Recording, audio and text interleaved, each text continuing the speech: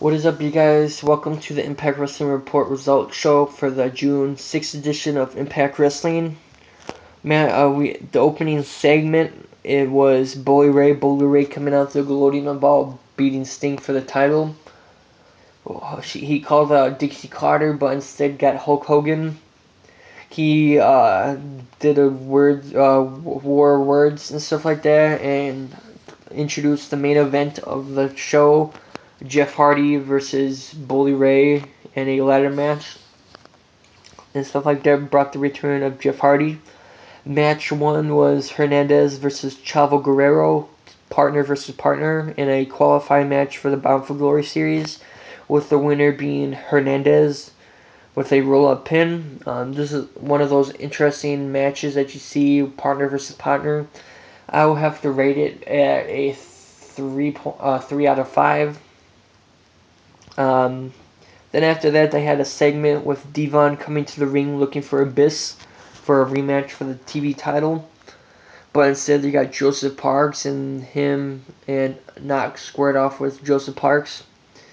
And then after that, they had match 2, which to me was a squash match. It was Robbie E versus Samoa Joe. Samoa Joe got the win and and qualified for the Bound for Glory series.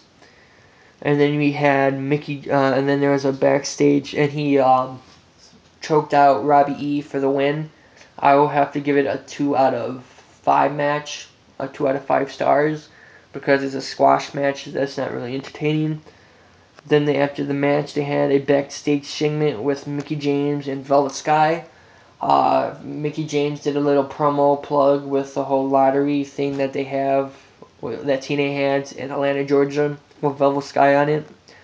And Velvet Sky asked for a rematch. Mickie James ran around in circles, trying not to give her the answer of a rematch and stuff, and did the whole scared heel type thing and stuff. And after that, they had a ring segment with the debut of Rampage Jackson to TNA.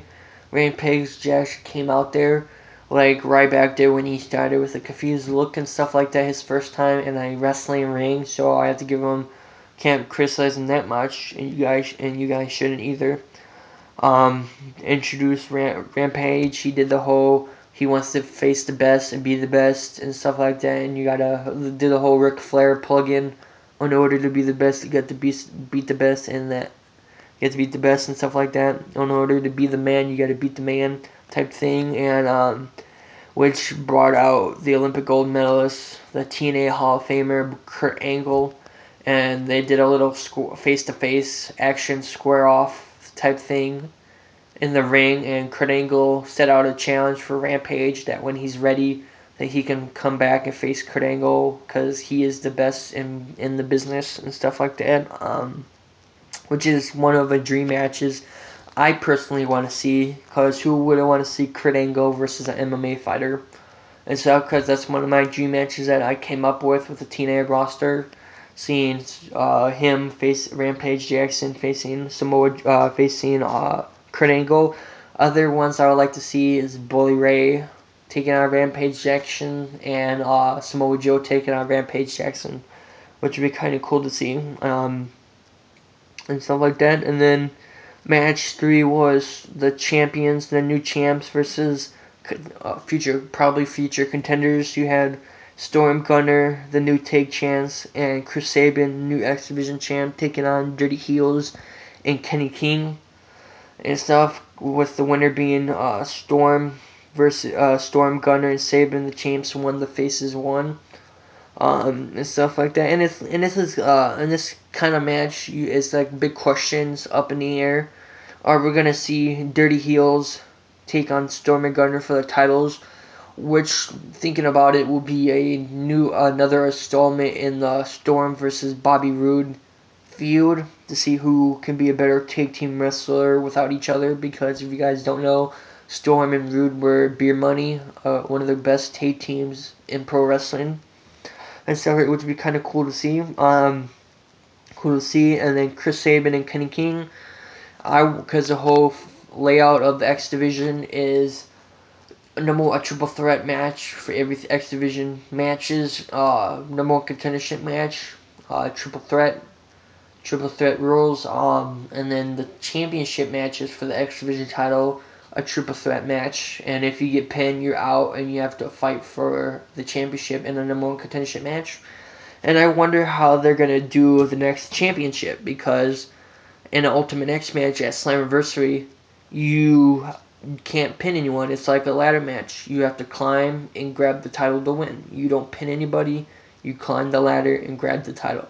So the whole I wonder if they're gonna do a number one contendership match and include Suicide in the championship, or are they going to do a rematch part two, number 2 match of Sabin versus Kenny King versus Suicide. So this match has a lot of questions up in the air, which you guys should tune in to find out. Match number 4 was Mickie James, the Knockouts champ, taking on the first ever female gut check winner, Taylor Hendricks. Get those two mixed up because they're both darn beautiful.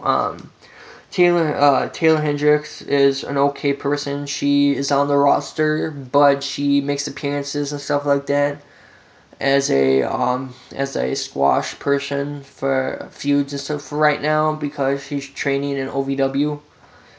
Stuff like that, and stuff, with the winner being Mickie James. I'll give that a 3 out of 5. Is better than the Samoa Joe match and stuff like that. You actually saw back and forth action and stuff like that. Oh, and I forgot the Chris Sabin, the match 3, Sabin, Storm Gunner versus Dirty Heels and Kenny King.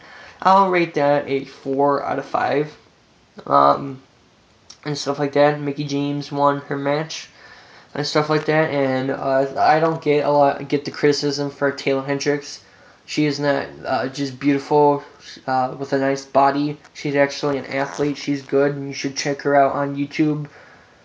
After you watch my videos, go on YouTube and check her out and check out her ability in the ring and stuff like that. And I like her look and stuff like that. It's kind of like she's kind of like I would say the CM Punk of female wrestling and stuff like that. She has that rebel look.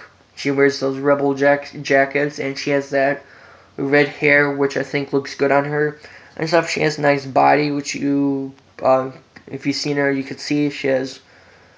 Even though it's a kind of a monster to say, as a pig, as the females would say. She has nice boobs and a nice set of rack and a good ass. She's all around beautiful, in my opinion, and I don't get the criticism on her looks that people give on her. She's a great athlete and stuff like that. See what they will do with her and stuff. And then after that, they had a backstage segment with Abyss and Devon. Devon with Knox looking for Abyss. Abyss came out of nowhere and attacked them, beat them up, and said that he said his catchphrase that he's going to bring the TV title into the Abyss and stuff like that, which is kind of cool. And then match 5, the main event, was Bully Ray versus Jeff Hardy in a ladder match. It wasn't a title match. It was a regular ladder match. And what was up hanging above was a hammer that aces and eights like to use to win their matches and stuff that you guys seen. Stuff which Bully Ray is how Bully Ray beat Jeff Hardy for the titles both times. And stuff. The winner of the match was Jeff Hardy. Even though he won the match, he wasn't able to use the hammer because Bully Ray ran. And the show ended up with questions up in the air, in which some people can predict. Who knows if it will happen. Bully Ray was backstage catching his breath, and Hulk Hogan came up behind him with a hammer, about to hit him. Broke Hogan came and stopped her dad from hitting him and allowing Bully Ray to escape. And it's kind of, a lot of people saying this is kind of like the Triple H and Stephanie McMahon relationships. Who knows? Maybe it is. Who cares? Pro wrestling isn't original anymore. reused. Everything's being reused and stuff like that. Being reused. What I think would be kind of cool is to add Rampage Jackson in the Aces and Eights, to have him as a enforcer, do the whole DX versus AJ Styles thing, the DX versus Stone Cold Steve Austin type of thing, because they had Mike Tyson with DX, and then he at the title match they turn on DX, turn on Shawn Michaels, and he helped Stone Cold Steve Austin win, which would be kind of cool to see again in this Aces and Eights feud. So that'd be kind of cool to see. Maybe that will happen. Who knows? So now it's time to choose the match of the night. Oh yeah, the match 5, Bully Ray versus Hardy. I'll give that a 4 out of 3 to 4 out of 5 match ratings on it. Because we've seen this kind of match before.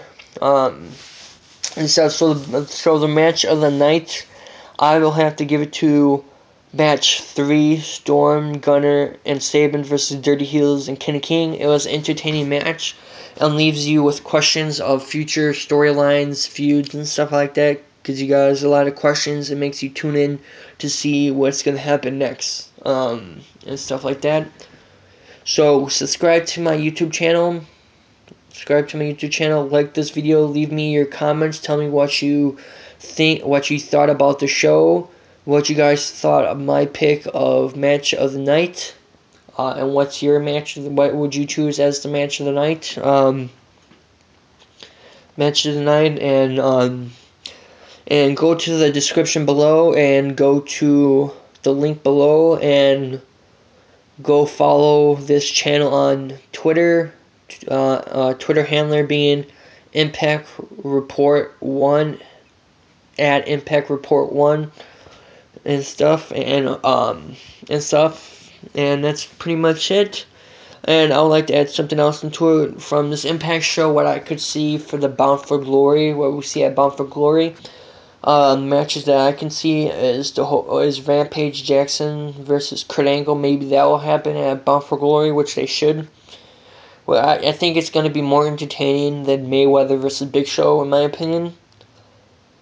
And then are we going to see Mickie James versus Velvet Sky, or are they going to do that match early and give Taryn Terrell her first ever title shot against Mickie James at Bound for Glory and stuff, because she did an awesome job at Slammiversary, and she should get a title shot and a title reign, minimum of 1 title reign with her actions at Slammiversary and stuff. Will we see Abyss versus Bully Ray at Slammiversary at Bound for Glory, because Abyss says he's coming back for revenge and Bully Ray did take him out. And will we see AJ Styles versus Sting? Sting can't go for the title, so he's not going to be in the Bound for Glory series. Will we see AJ take him on in another great match? Who knows? So, see you guys next time. Think about what I said about possible matches at Bound for Glory. Who knows? May happen. And I'll see you guys next time.